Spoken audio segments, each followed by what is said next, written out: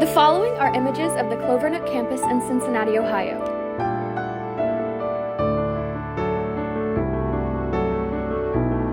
Clovernook's logo, the Boldly BVI logo. Hey Stephanie. Hey. Did you know that the unemployment rate in the BVI community is around 70%? Yes, that's a little high, but with the advancements in technology and of course the increase in remote work opportunities, we're working on bringing that down. In today's show, we have 3 guests who are definitely working while being blind, visually impaired. That means from television stations right here in Cincinnati to a little bit about cybersecurity and even to the White House. These individuals are working boldly while being blind or visually impaired. So stay tuned for today's episode for BVI Works right here on Boldly BVI. Welcome to Boldy BVI. I am your co-host, Brian Anderson, Arts and Accessibility Coordinator at Clovernook Center for the Blind and Visually Impaired. I have been employed at Clovernook for 13 years now, and I am wearing all white from head to toe, and I have red dreadlocks. And I'm Stephanie Jones, Technology and Accessibility Coordinator for Clovernook Center. And I've been with Clovernook for over 11 years. And today I have on a pink suit with a beige top underneath. At the same time, my hair is in brownish blackish twist all over. We are ready for today's show, looking at ways that people with blindness and visual impairments work boldly every day. We've got some fields that you may not think that the blind and visually impaired are part of. But we don't want to just talk about individuals working. We want to provide some insight to career opportunities for you to explore yourself. If you ever had dreams of working in cybersecurity, then our first guest is going to tell you how to do it. Our first guest for Boldy BVI has spent his life encouraging inclusion, not just for those in the blind and visually impaired community, but for everyone. And he is a mastermind when it comes to networking and connections, which I can personally attest to. So welcome to Boldy BVI, Dr. Kirk Adams. Hi, Dr. Kirk. Welcome so much to Boldy Thanks so BVI. much. Thanks so much. Yes. Yeah. Thanks for having me. I really appreciate it. It's good to have you here. So you have done so many things over your career, and some of those have impacted me personally. But I kind of want to start with, who is Kirk Adams before he became Dr. Kirk Adams? Where did all this start? Oh, well, it started, I was born as a sighted child, and then when I was 5 years old in kindergarten, my retinas both detached, a bilateral retinal attachment due to some hemorrhaging in my eyes, and I became a blind kid pretty much overnight. And at that time, my parents were told, Kirk can't come back to kindergarten here. He needs to go to the state school for the blind kids. And my parents were young; they were only 25, and they went to visit the Washington State School for the Blind. We lived north of Seattle, and they were not very pleased with what they saw going on there academically. But someone told them the Oregon State School was great, and they visited. I remember being with them on that visit, and they thought it was great, and so they, so much credit to them, quit their jobs and moved the family to Oregon so I could go to the Oregon State School for the Blind. And most people who are blind have some usable vision. Only like 10% of us are totally blind. So for a lot of kids, there's questions like, should this kiddo learn Braille? Can they use magnification? Now it's like, can they just listen to stuff? Do they really need to know how to use a cane? But for me, being totally blind, there was just no question. So I learned my Braille as a 6-year-old, at kind of the same level and same pace that a sighted kid would learn to read in first grade. And I, had a long white cane in my hand as a 6-year-old and learned how to travel independently and confidently as a blind kid. You call it keyboarding now. We call it typing. I learned how to type on a typewriter so that I could start into public school when I was ready, which happened in 4th grade. And the other 2 things I got that were gifts to me. One was high expectations. I had a teacher, Mrs. Summers, who was a gentle taskmaster, and she expected me to be very rigorous in my learning of how to read and write Braille, other skills. My parents were both teachers. My dad's a basketball coach. They had very high expectations of me. I was the eldest child. I was expected to act like the eldest child and carry those responsibilities. And then the other thing I got was this strong internal locus of control, which, the research shows that's a predictor of success in adult life, especially for people with disabilities, especially around employment. And that means a deep belief deep in your bones that you can forge your own path, you can create your future, you can overcome obstacles, you can figure things out. And as opposed to a weak internal locus, or a strong external locus, which means you think things are happening to you, there's not much you can do about it. So at the School for the Blind, I was with 110, 120 blind kids, K through 8, and they, this is the 60s, run by a bunch of hippies. They had us out in the Three Sisters Wilderness area, backpacking, horseback camp, up on Mount Hood, making igloos out of huge snowballs, down in the tide pools at the Oregon coast, scrabbling around the tide pools, finding starfish. And so I just got this sense of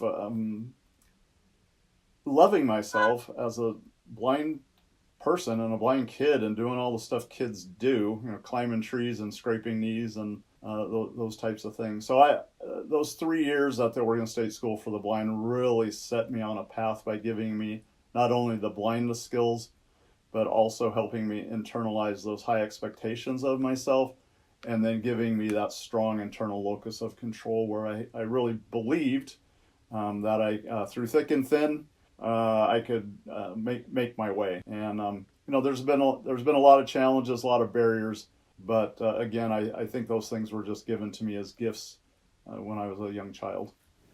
And so these great expectations, this love of Braille, these experiences, they've led you to some pretty high positions in companies throughout the blind and visually impaired community.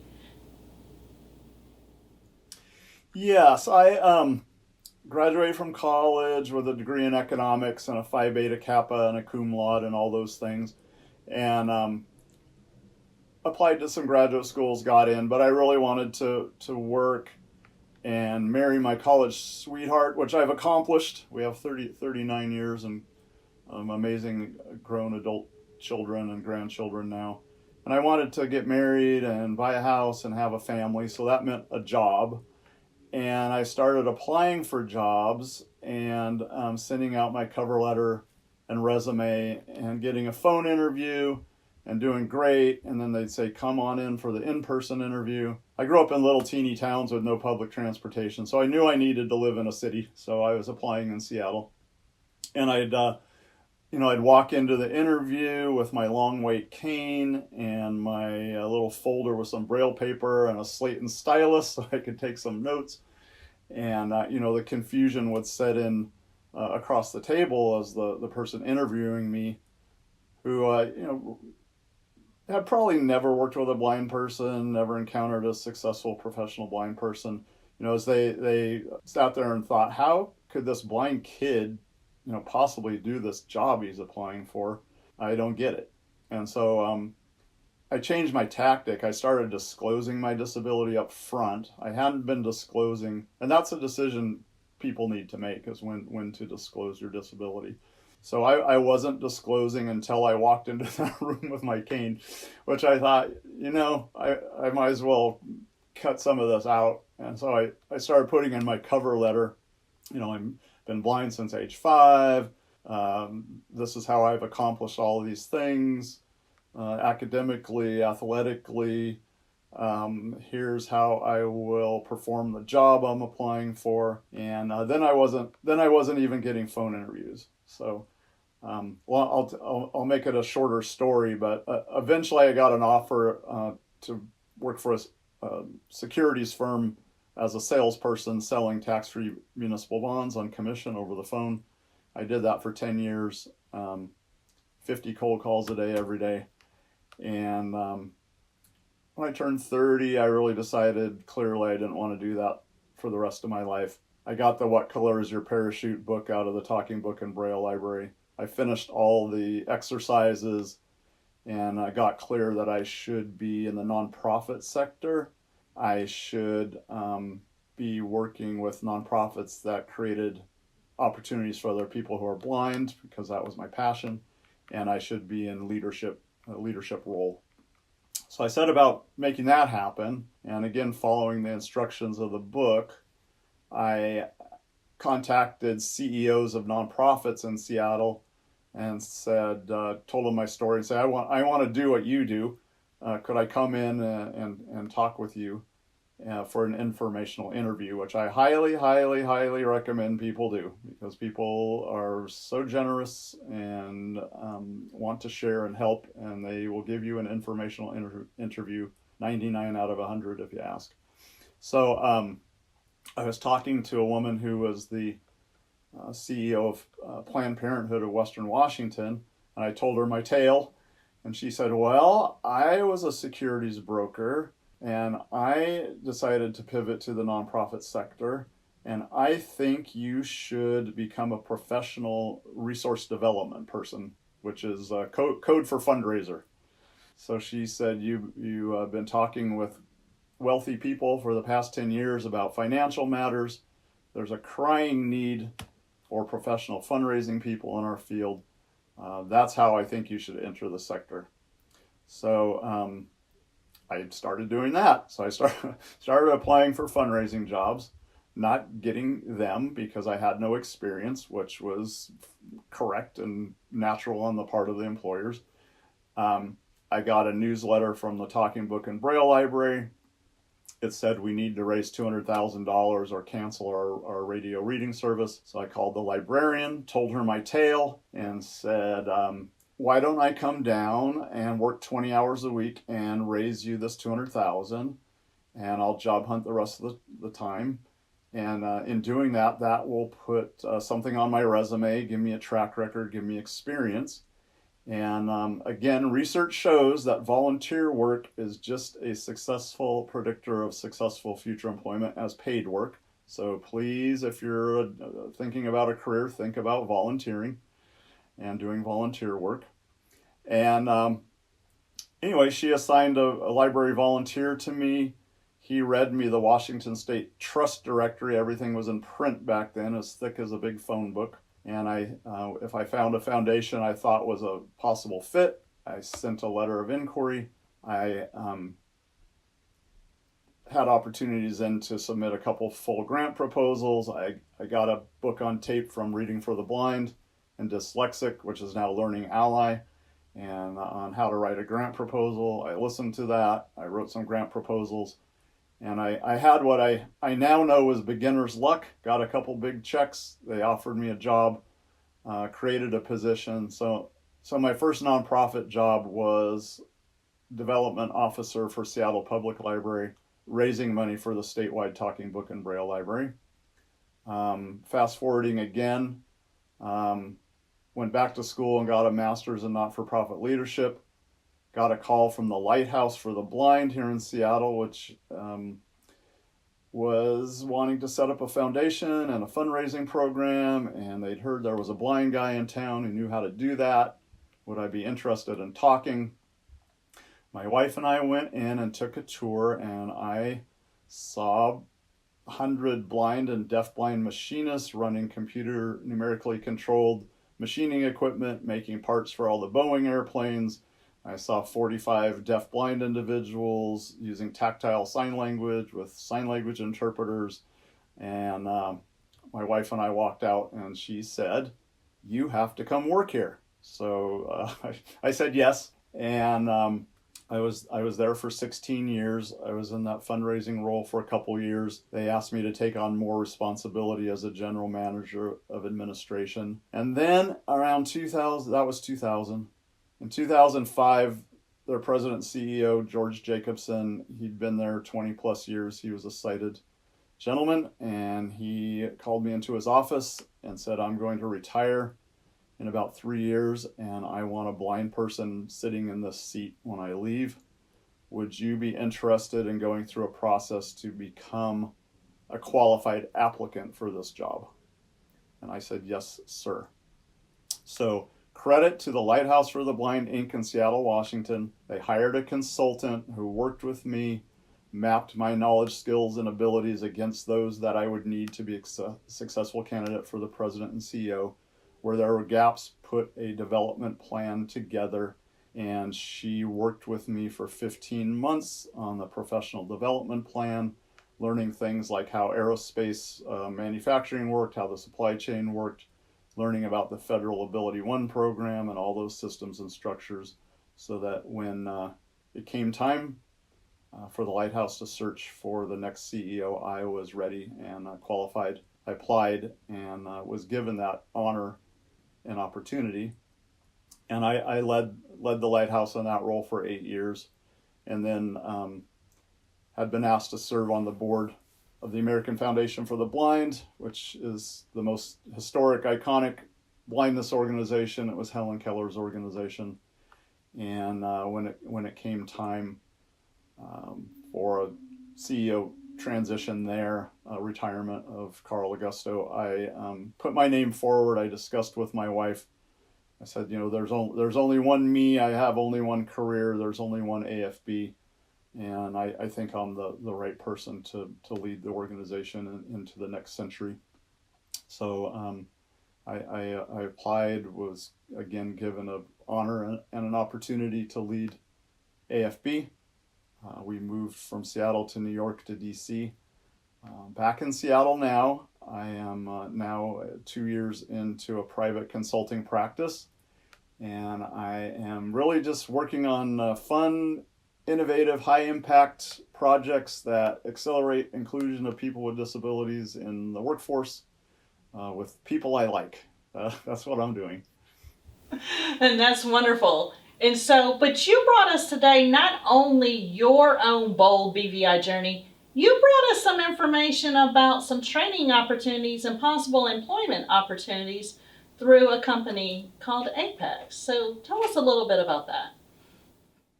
Yeah, absolutely. So early on in my consulting journey, a couple years ago, a blind friend, entrepreneur, philanthropist named Dan Berlin introduced me to a company called NovaCoast. And NovaCoast is a privately held cybersecurity company, about 30 years old, very well respected in the industry. They work with a lot of large global financial institutions. And they had started a training program 7 or 8 years ago just to train the general public to enter the cybersecurity industry, because there's such a huge demand. There are 750,000 open cybersecurity jobs on any given day in the United States. So they saw a business opportunity to train people to enter the industry. They then had encountered Envision, the blindness agency in Wichita, Kansas. They have a security operations center there. And Envision asked them, well, have you thought about preparing and training blind people to do cybersecurity work? And they said no, they had not. The thought had not crossed their minds. But they went to visit Envision and saw how blind people use technology like screen reading software and magnification and voice technology. And they got very excited, worked with Envision to make their existing training curriculum accessible, and then got it set up with the Vocational Rehabilitation Agency in the state of Kansas. They got exactly 0 students signed up for the program. And that's when Dan introduced me to NovaCoast. The president of the company actually lives in the Seattle area. I went and met with him for an hour, explained to him how vocational rehabilitation works, how the nonprofit network is set up, the fact that only 35% of us with significant disabilities are in the workforce. There are so many people who are motivated and eager to work. And he said, do you think you can help us make this a success? And I said, I think I can. So I've been involved for almost 2 years now. And I've been doing this for over 30 years. If I was going to create something from scratch as far as a career pathway for blind people, it would look a lot like this. So it's called the APEX program. That's what we've named the cybersecurity training program for blind people. So it's simply www.theapexprogram.com, and there's a inquiry form for anyone who has any level of interest. But it's 10 weeks. It's virtual. It's designed to be done in 20 hours a week. There's 4 different ways to access it. There's audio, there's Braille-ready files, there's PowerPoints, and then there are 2 exams, one for a Network Plus certification, one for Security Plus, and they're administered by Pearson. The tests are accessible using assistive technology. People can take the tests remotely. They just have to be on camera when they take their tests, like anybody. You don't have to have a degree. The certifications are what matter in cybersecurity. The majority of the job opportunities are remote. The pay is good. Starting pay is good, and there are many, many opportunities for advancement, just a myriad of career pathways once a person is in the industry.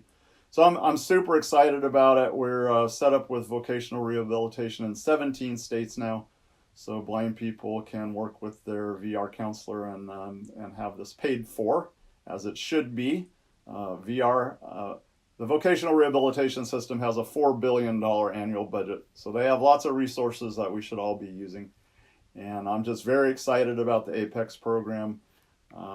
We have 5 more states we're in the works, so I think once we're up and running in 35, 40 states, I'm seeing 400 plus blind people a year moving into the cybersecurity industry. And my excitement is if we get that done 8, 10, 12 years in a row, then we are changing the face and the dynamics of a whole industry around inclusion of people who are blind. Well, that's exactly what we want to do, and we're so thankful that someone's leading the way to change the face of unemployment and in creating employment opportunities for those in the blind and visually impaired community. So, one last question. If you were to give someone just real quick 1 sentence of advice to live your best, bold, blind, visually impaired life, what would you say to them? I would say do what I did not do, and that is find other blind people. I really did not connect with other blind people until I went to work at the Lighthouse. So as a young person, a high school student, I did not have any role models. I didn't have anyone to ask for advice. I didn't know anyone who'd gone through all of the barriers and challenges that I was going through, and you don't have to do it. You don't have to do it alone, especially with today's technology and the ability we have to connect virtually.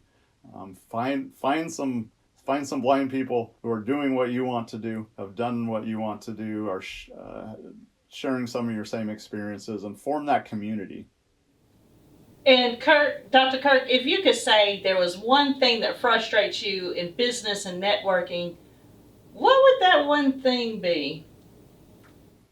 If I had a nickel for every time someone handed me a business card and said, "Sorry, I don't have Braille on my card," I would be a wealthy man. So the little rectangles of cardboard that accumulate in the briefcase at a networking event and then need to be sorted through and processed, and it's the inaccessible business card. Well, Dr. Kirk, I tell you what, since you gave us so many gems of wisdom, if you stick with Boldy BVI, we're about to give you one and talk about how you can make your own business cards accessible and show your level of inclusivity straight from the beginning. I love going to the conferences, the learning, new business ideas, and the networking. But when I get home from the conference and empty out my briefcase, I'm left with a pile of inaccessible business cards that I'm not going to take the time to put in my phone. And each one of these represents a missed opportunity. The solution is Clovernook's Accessible Print Services card, featuring our patented QR code system with 4 locator dots, which means when you scan it, my contact information is immediately added to your phone. To get your set of accessible business cards, Contact Kim Crail at kcrail@clovernook.org. Wow, accessible business cards. The thing that I love about it most is that you can literally just scan the QR code and the contact just pops right into your phone. How cool is that? Well, welcome back to Boldy BVI. We are sitting down with another amazing guest today, and he is the chief videographer for WLWT News 5, Austin Maynard. Welcome to the podcast. Thank you guys for having me.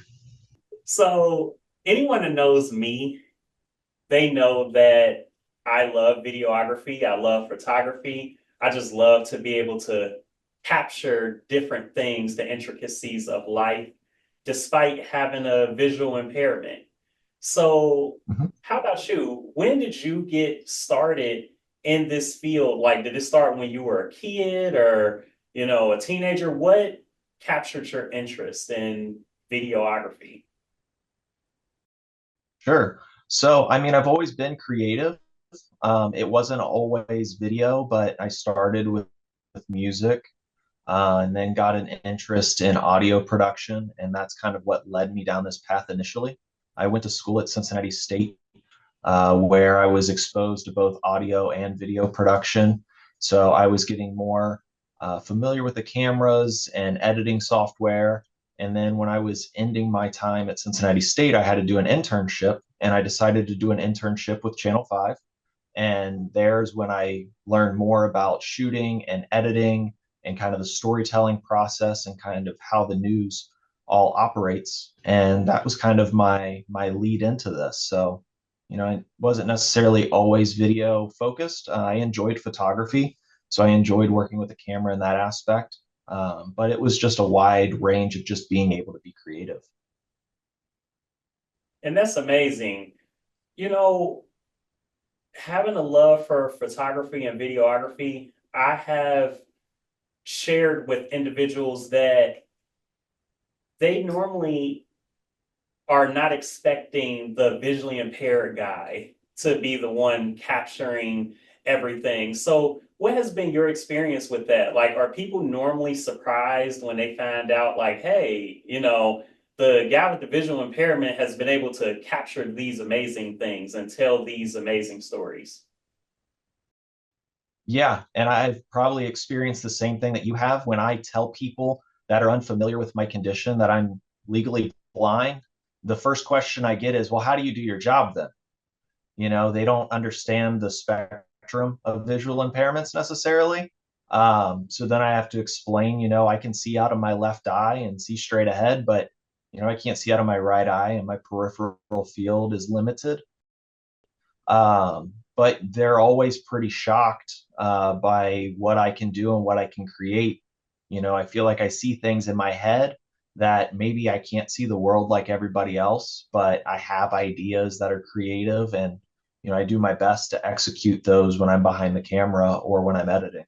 Amazing. So you spoke on being at Cincinnati State and then getting the opportunity to do an internship. What was that process like with doing the internship, and what was like, what was the deciding factor in Channel 5 saying, hey, we love this intern, we would love to bring him on as an employee? What was that process like? So I got hired here as a part-time editor about 7 to 10 months after I had my internship. So when I finished my internship, there wasn't an opening at the time. But when one of the part-time editing jobs came open, our chief videographer at the time called me. He was my supervisor when I was an intern, and he just knew how hard I was working as an intern and how creative I was. He knew about my visual impairment from the time that I was interning here, and that didn't limit them on taking a chance with me. They knew that I was a hard worker. They knew that I had reliable ways to get to work, so they knew that that wasn't going to be a struggle.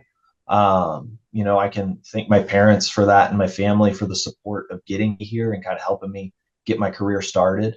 But yeah, they didn't see my visual impairment as a limitation, but they took me in. Well, it's amazing to know that places like WLWT News 5 and Clovernook Center for the Blind and Visually Impaired don't look at a person's sight and diminish their abilities. Organizations like that give um, those who have a blindness or those who have visual impairments the opportunity to maximize their skills and be the best version of themselves. So, kudos to, organizations and businesses and companies like that. Yeah, absolutely. And there's a spectrum of things that videographers here do on a daily basis that I cannot do, like flying a drone or driving a vehicle. But they've worked with me and made it to where I'm still able to do the same kind of job that any other person would. If I have to go out on a story with a reporter, then the reporter drives, and they're all understanding, whether they're new or they've been here a while. If they're not familiar with my condition, we kind of talk about it. But everybody's super welcoming and understanding that there's some things that I just can't do like that, and they help me fill in those blanks.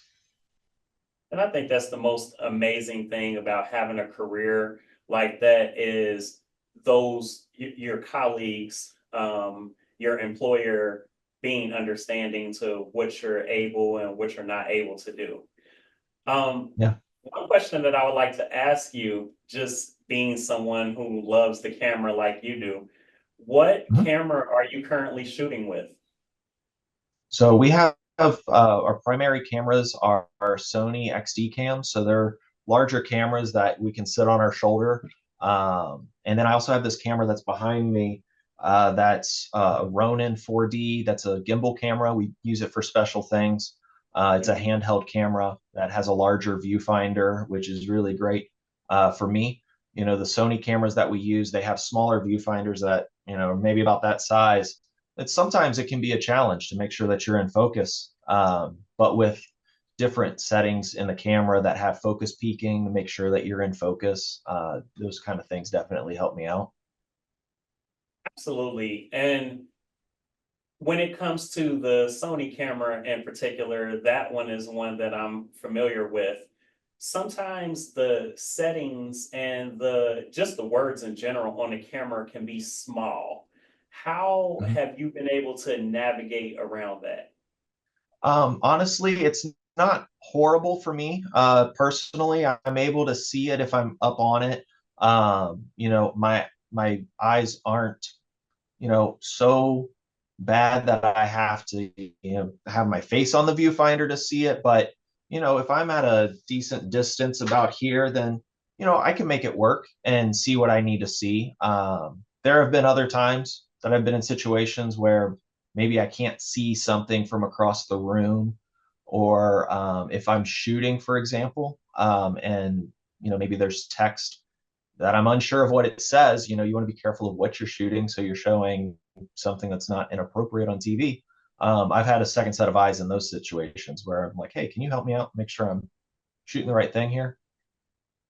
And that's amazing that you are in a position where you're able to be comfortable and vulnerable enough to ask for help, because individuals who are visually impaired, who may not be as bold as you are, may be a little nervous or maybe a little uncomfortable with asking for help because they don't want to feel like, oh, I can't do my job as well, and things like that. So Right. when it comes to um being bold with your blindness, visual impairment, and you meet someone, whether it be a teenager, a young adult, someone who wants to journey into your field, what type of advice would you give that individual? I would just let them know that, depending on how much they can see and what they're able to do, I mean, anything's possible. If you have just enough vision to be able to see and fulfill what you have creatively going on in your head, you can do it. There's nothing that, can really hold you back. As far as working with computers, you can enlarge things, text, and have things read to you. So programs that Adobe creates like Photoshop and Premiere and After Effects are all, I think, able to be modified so that it can work for just about anybody. I would just say, if you have creative ideas going on in your head, then you would be able to fulfill those things with any sort of creative outlet.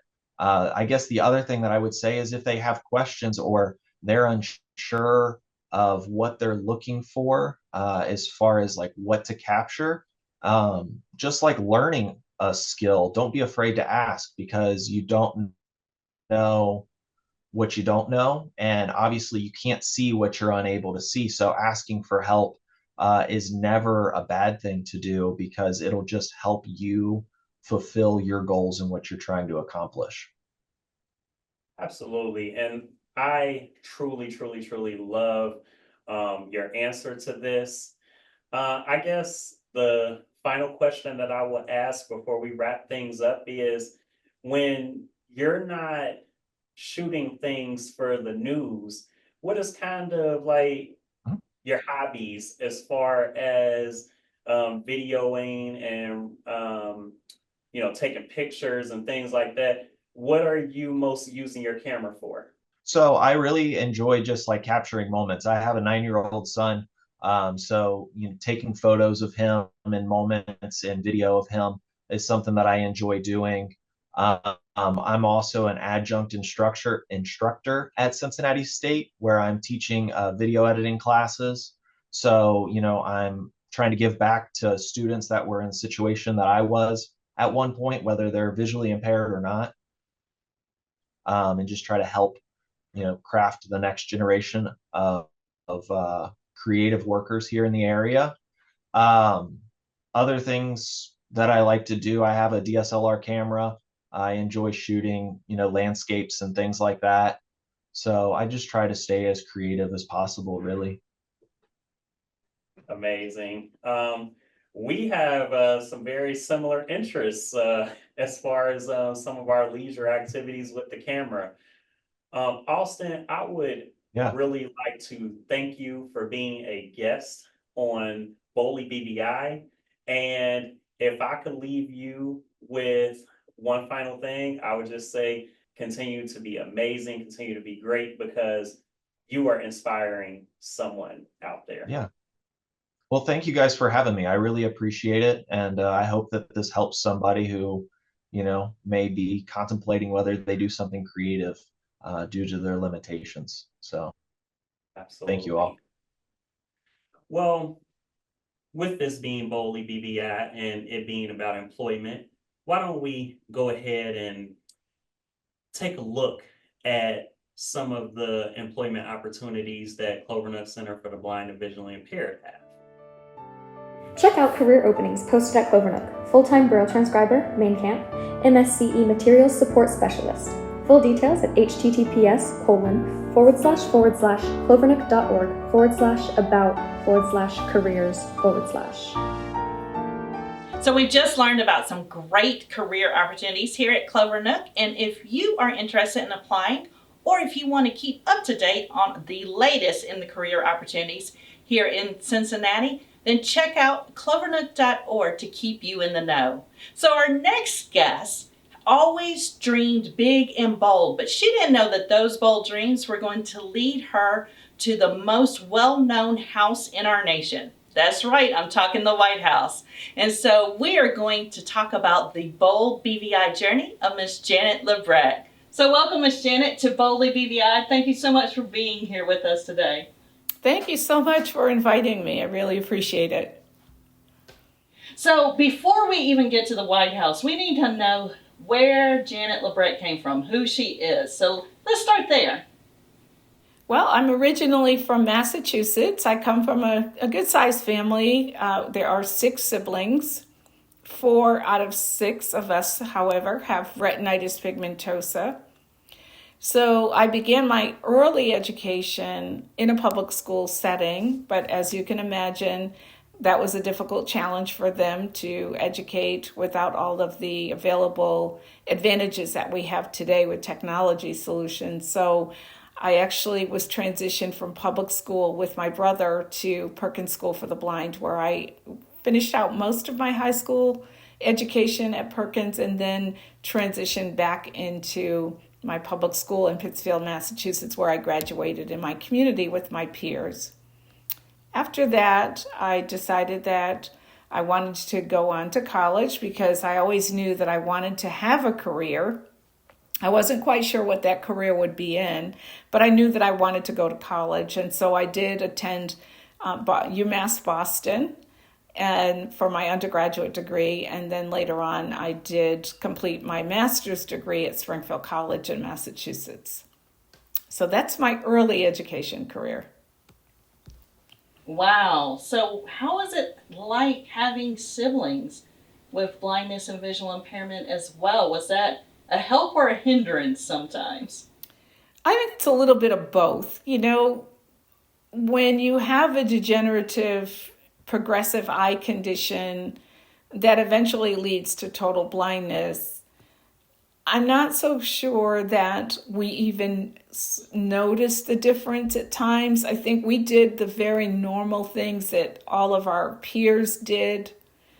We were interactive with our peers. We were in the community. We were doing activities. We were very physical, and physically active. And so we did the normal activities. And so I don't think we really noticed it until it got to a point where we did notice that we were having more difficulty with night vision. And I think that's where we noticed it.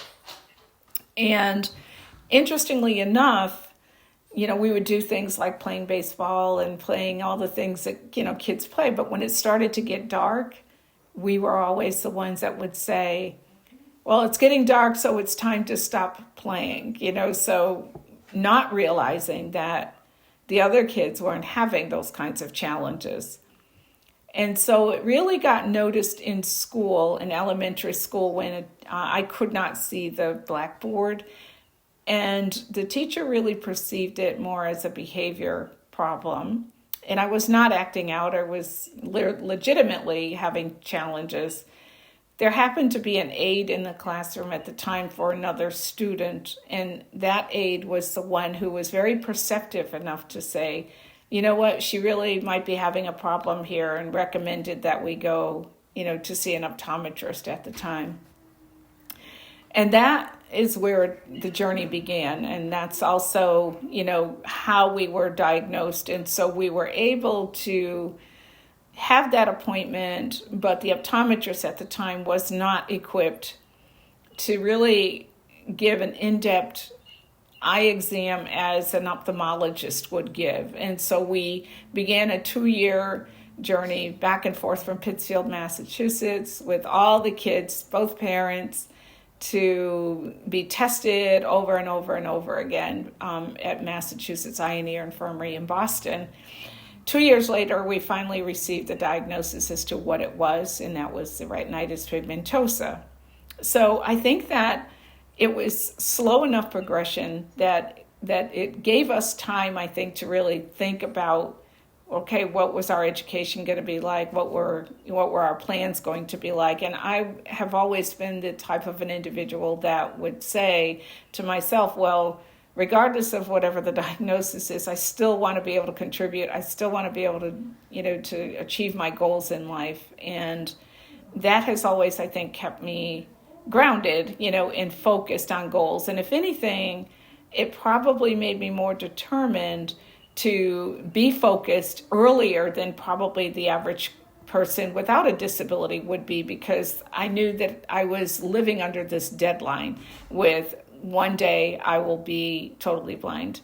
And so how am I going to manage? So for me, it became very important, to be focused and to identify goals and objectives and to seek out the support that I needed in order to achieve those goals and objectives. Wow. So are there things that you can say really helped you as you went through college, your undergrad and your master's degree, like devices, technologies? What were some of those tools that you used on a day-to-day basis?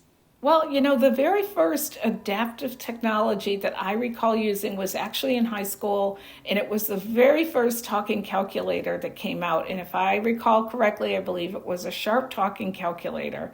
And that was important for me, and it was the first evolution of talking calculators.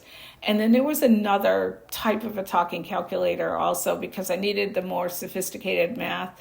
And I needed those calculations in a different type of a talking calculator. So those were early on. And those I was always very grateful for to have that technology. And then I also remember one of the earliest closed circuit television systems that came out as well. And I think it was a telesensory CCTV, closed circuit television, that came out, and it was very large. And it it was about the size maybe of a 15 to 17 inch TV. So it took up a lot of space, but it made all the difference in the world. I originally had large print books in both high school, and that was tough because, you're carrying around all these big, gigantic, large print books, with all your classes, that you had. So that was challenging just to manage all of that, moving it back and forward. So we didn't have the technology solutions that we have today where you can have, devices that contains a whole book. We didn't have that. So it was interesting just to see the evolution over the period of time. I'm laughing because even as I first lost my own sight, my bags had to keep getting bigger and bigger for all the chargers, all the devices, and this one did this and this one did that. So I can only imagine what it was like, not only to cart your stuff, but also that of your siblings and everybody, right? Yeah, well, and my brother and I, we were at the same school, but we had the same, obviously had the same issues and everything. We're trying to manage all that, and with technology evolving over time, it got more interesting, but it was also confusing sometimes because it was hard to try to assess, what technology would be the most beneficial, and was the technology really adequate, and what were some of the barriers that technology, even back during that time, we're talking now this late 70s, early 80s, where, technology just wasn't where it is today. And so as you were starting your educational background and training, where was your mindset? What was the goal? I want to be blank. I want to work as a what? How did that look? Well, my ultimate career goal had always been that I actually wanted to be a nurse. My mom worked in nursing. My aunt worked in nursing. I always knew that I wanted to do a job where I wanted to be able to work with people. And so that was important to me, to be able to do that, to be able to work with people. And so I wanted to be a nurse, but however, what I didn't account for was the progression of the retinitis pigmentosa. And so when I realized later on that nursing would definitely be a possible career goal for me, I had to reconsider and rethink, all right, if I can't be a nurse, how else can I work with people? And about that time, that's when I got introduced to my first vocational rehabilitation counselor. That was in high school, just prior to transitioning into college, to explore potential careers. And so I didn't know what a vocational rehabilitation counselor was, but from them visiting me, I thought that's what I kind of want to be able to do, is something like that. I didn't know about that career path. So I was able to ask enough questions about the career itself and what kinds of work that they do, but also absorbing all the information and taking it in from the work that they were doing with me. It really helped me to identify that this was the career path that I wanted to pursue. All right, so vocational rehabilitation and an impact in people's lives. But then let's fast forward to February 2013. So you're making this impact, you're doing the work that you want to do in this field. But things changed in 2013, didn't they? You've got an announcement, a call, a text? Or how does that work? How do you get notified from the White House that you are being appointed to a position? Well, actually, and it actually started probably before 2013. So, my career goal and my experience in working in vocational rehabilitation also led me to really look at ways that I could better understand the field itself, and not just my own job as a vocational rehabilitation counselor, but the roles and responsibilities that a counselor has, but also looking at the national level of what is this program? Who is it governed by? What are the rules and regulations around this particular program? And I think what led me ultimately to be nominated was my impact that I had on both working with client populations, but also the work that I had done, in policy over the years. I had always been engaged in the community. I always felt that it was really important to understand not just what's happening at the local level, but at the national level. So I've always had an interest in policy, national policy, state level policy, how programs work. And that really, I think, set the trajectory for me to really look at ways that I could still contribute, be a good counselor, but also have a higher level of understanding. So I would be at conferences, I would attend conferences, I would ask the questions, I would get, the opportunity to meet with other states, leadership from other states, our congressional leadership, really trying to get a better understanding of the program itself and how it works, the inner workings of it, if you will. And so from participating at a national level, I was able to gain a lot of knowledge and experience over the years working as a VR counselor. And I think that is really kind of what set the stage. So I think that what happened is that when I had been asked to come to DC to serve as a subject matter expert in vocational rehabilitation, and by a number of states had been selected, but only, I think there were 2 people from each state in the country that were selected. I was one of those people who was selected. I don't recall how I was one of those people, because I don't recall ever submitting my name or request to be a part of anything like that. But I think that's where it started. But I also had colleagues that I knew across the country very well, and my name was definitely recommended when that position became available at the Rehabilitation Services Administration.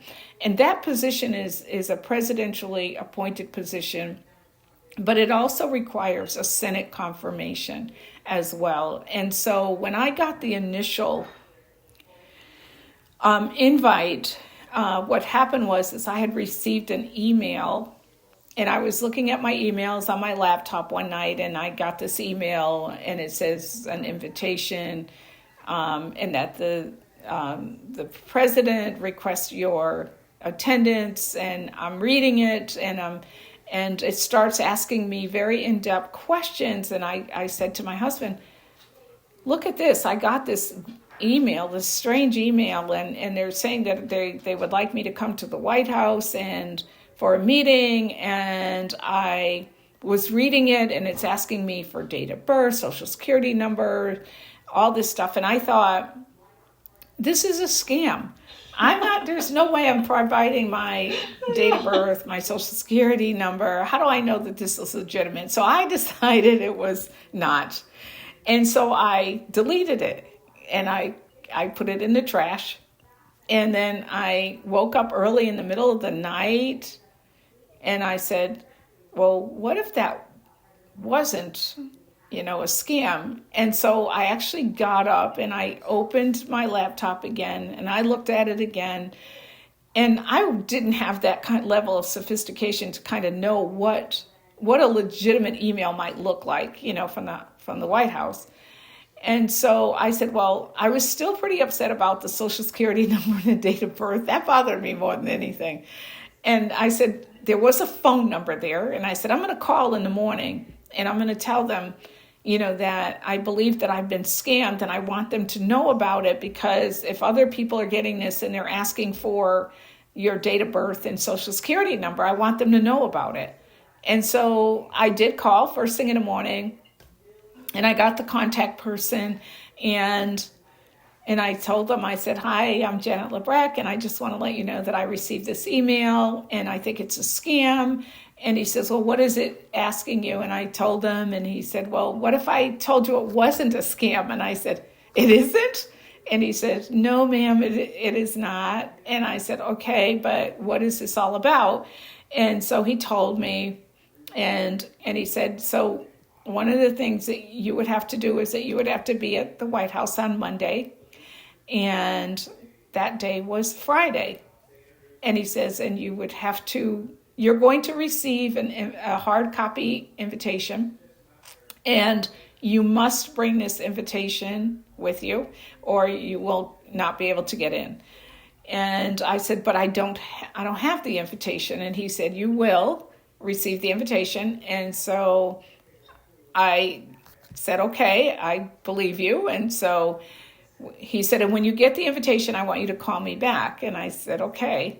And so I got up and went on my way, got ready for work as I normally would do, and got to work. And I said to my assistant, "What's my day look like today? What do we got? I know we've got some meetings today. Let's go over my calendar." And he said, "Well, I cleared your calendar."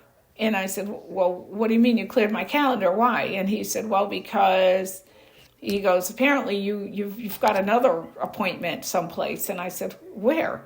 And he says, "Well, according to this invitation, it says the White House." And I said, "Wait a minute, I just had that call last night. How did that get here?" And he says, "Well, I don't know, but I'm holding it." And he opens it up, and it's very formal, and he reads it to me, and we're going over the details. And so I called the gentleman back, and I was like, "How did you do that?" And he says, it's not magic, but we have our ways." And so we went over all the details. I made the trip and had my meeting, and had lots of meetings, between that time. And then eventually, had to meet with, obviously, the Rehabilitation Services Administration and their team, and going over, what the role was and the responsibilities were, but also, you get assigned a White House liaison who really works with you from the very beginning of the whole process to the very end of the process, upon conclusion of your Senate confirmation, and then they're still with you even in your as you transition into the actual full-time role. So it was a long journey, lots and lots of steps in between, and lots of managing of national level policies, rules, and regulations for the program, understanding, where the community is, think what the community's feelings are about some of the rules and regulations that are the Rehabilitation Services Administration oversees for all of the vocational rehabilitation agencies in the country. And those were my, roles and responsibilities, were to oversee all of the 78 vocational rehabilitation programs across the country, island and territories, client assistance program, at the time, Native American vocational rehabilitation program. At the time, we had the independent living program as well, before it transitioned over to the Administration for Community Living. So there were all these programs, to oversee and to have an understanding of, and how they all worked, in addition to understanding and participating in promulgating new rules and regulations for the program at the time. Wow. And I know that's been such an impact. So you've been helping people all this time, just not in the way you thought you were going to. And I'm sure it feels wonderful still, regardless. Yeah. It does. And it was a great honor. It really was. It truly was. And I am so appreciative of having had that opportunity. As stressful as it was going through the process, it was still worth the journey, for sure. So What do you do the day you leave the White House? Like, after the term ends, you're no longer guiding these programs through the 78 different organizations. What does Janet LaBreck do after the White House? Well, that's an interesting question because it's the first time in my life where I knew my start date for a job, but I also knew my end date. And your end date is the last day of the president's tenure as president. And so I knew that I had to be thinking about what my next career move would be. And I had been thinking about that, during the last year, obviously, and I really thought that I want to be able to keep doing the work that I'm doing. But how can I continue to do that? And one of the things that I had always wanted to do, but had never had the courage, to actually do it, was to launch my own business. I just felt as though I didn't have the knowledge or the support at the time to really do that. I thought it took a lot of money to be able to do it, but in a strong business background also. So I really wanted to be able to keep doing that. So by all this time I had acquired, I think, respect from the community. I had a great deal of respect and still have a great deal of respect for the leadership of all the VR agencies who govern these programs, because it's a very, very complex program. But I also knew that agencies still face challenges. It doesn't really matter, which set of rules and regulations the programs are governed by. There's a lot of complexity to them. And as you know, the disability community over time has evolved, and so priorities change for the disability community. Rules and regulations change, and rules and regulations are never perfect. No one ever gets everything that they want from any type of rules and legislation.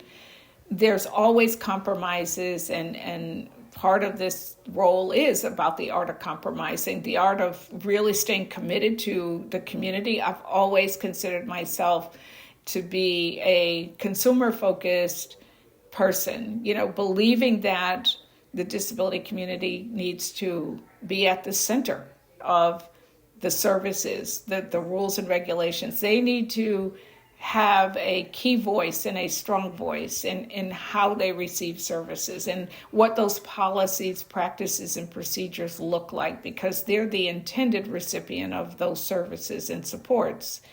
So I knew that agencies were still, struggling in some cases, with different parts of the rules and regulations. And I knew where those pain points were because of my role that I served in. And so I started reaching out to agencies to determine what kinds of help, did they need.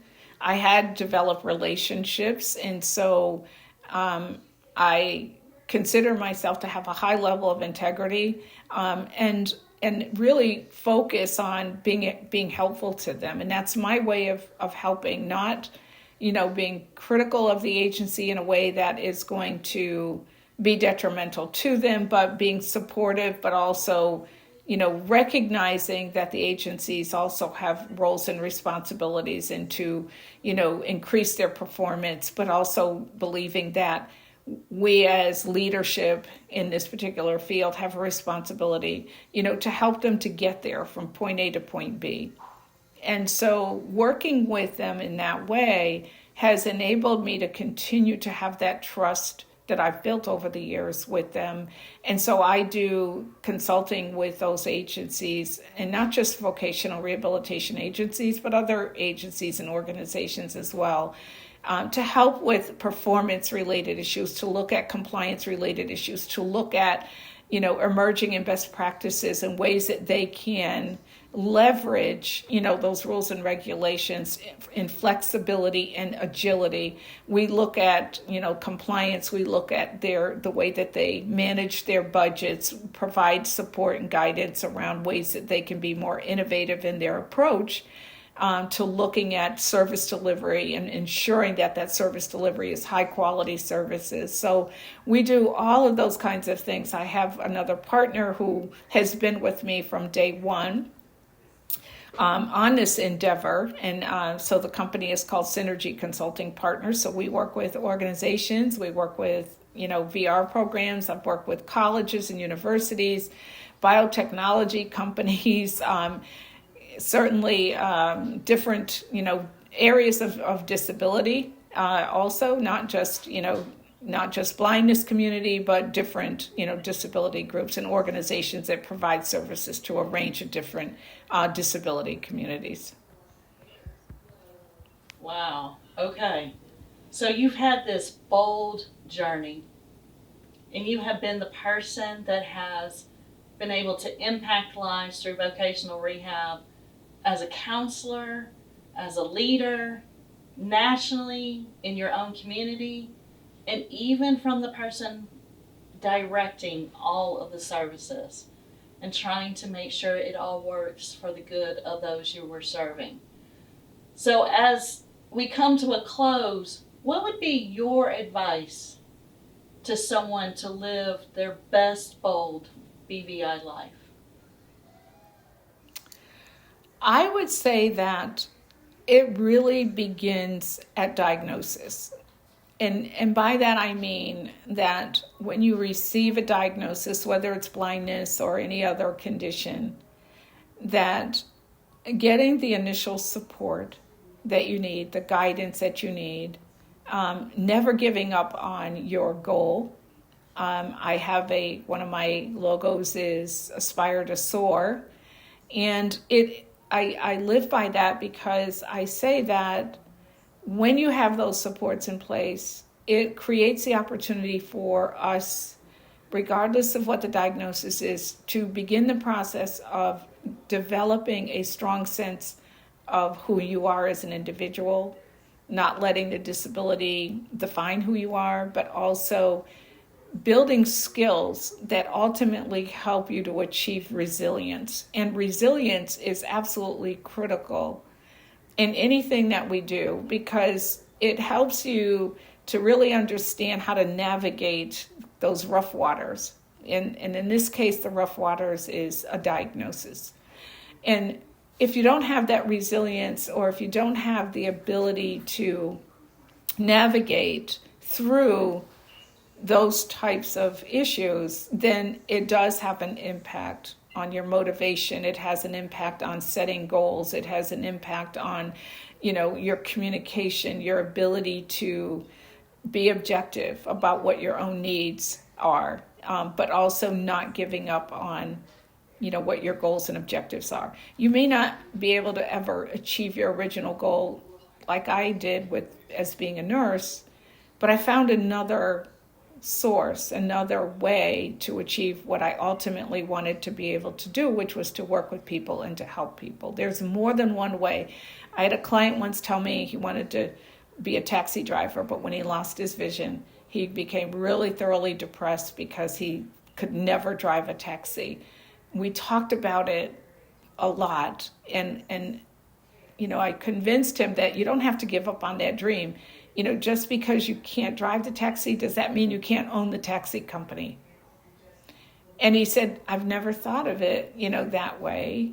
And he really wanted to be able to, that's really what he wanted to be and do, which is ultimately what he ended up doing. So I think that never giving up on what your goals and objectives are, building that resilience. We learn by experiences that we are living through.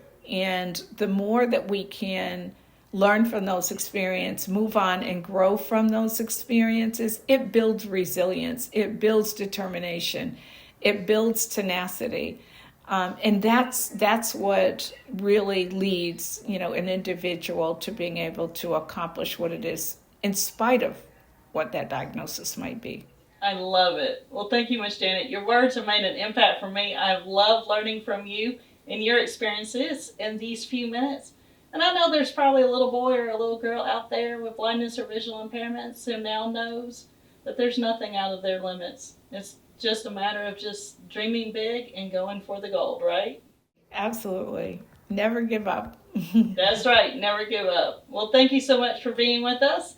And for you all, for our audience, Like Miss Janet said, it's resilience. It's looking past the diagnosis and doing whatever is needed to live your best bold BVI life. So join Brian and I as we wrap up the show. You don't want to miss it. Wow. We were able to sit down with 3 amazing guests. I really enjoyed Austin because we had so much in common. I was able to relate to him, and I feel like I would love to have more conversations with him about his photography and videography life. So I guess we're both signing up for his class. Absolutely. I know that's the truth. And at the same time, we've also provided some career opportunities and some training where we're working on that 70% of unemployment rate. Absolutely. So good job, right? Yes. I mean, I hope that with Boldy BVI, we can inspire and impact the lives of individuals who may be unemployed, but still have aspirations to work boldly while being blind and visually impaired. That's right. But we want you to keep watching the Boldly BVI episode. Tell us how to do that. Make sure that you're liking, you're commenting, you're sharing, you're subscribing, you're telling a friend. We are on YouTube at Boldly BVI. We are also on all podcast streaming platforms. So yeah, make sure that you connect with us. You tune in. We're telling some amazing stories. And we also want to hear your feedback and your comments. So send them to us at boldlybvi@clovernook.org. So hey B, have you already started your holiday shopping list? Come on now, it's October. You, of all people, know that I'm a last minute shopper. Well, that's all right, because that means that you and all of our audience need to tune in on Wednesday, December 11th, for the holiday episode of Boldly BVI, where we're going to share some tips and tricks to make your holiday accessible. And until then, continue to live your best bold BVI life. Clovernook Center presents Boldly BVI, presented by Clovernook Center for the Blind and Visually Impaired. Share your feedback, comments, and questions to boldlybvi@clovernook.org. Boldly BVI appreciates and acknowledges guests Dr. Kirk Adams, Innovative Impact LLC, Austin Maynard, Chief Videographer, WLWT News 5, and Janet L. LaBreck, Synergy Consulting Partners. Co-hosts Brian Anderson and Stephanie Jones. Guest swag, Clovernook Makerspace and Clovernook Accessible Print. Creative team, Cassie Israel, Logo Design, Becca Shaw, Videographer, Oviante Magsby, Music Composition, Anne-Marie Lusk, Voiceover/Audio Description, Boldly BVI Committee, and VER Communications. To support Boldly BVI or other Clovernook Center programs, please visit https://clovernook.org/. Clovernook Center presents Boldly BVI.